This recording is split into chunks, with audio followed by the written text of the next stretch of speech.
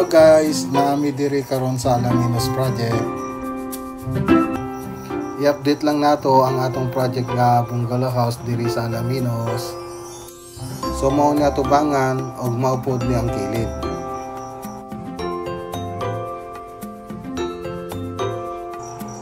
So hapit na mahuman ang pintura ug ang accent wall niya.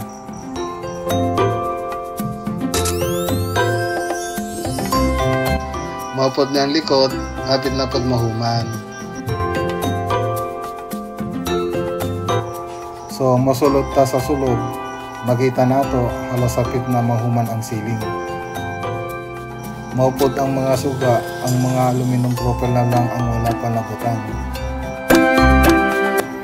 Install na pod namo ang mga modular kitchen cabinet.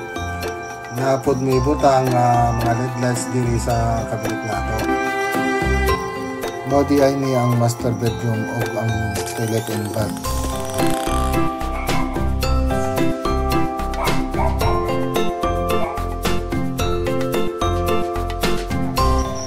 Mapod ni ang room 1 o ang common CR o ang room 2. Makita ninyo na i-plotted panel din ha, kay din ha dapita ang dense office, so ang pultahan din ha mahimong hidden door.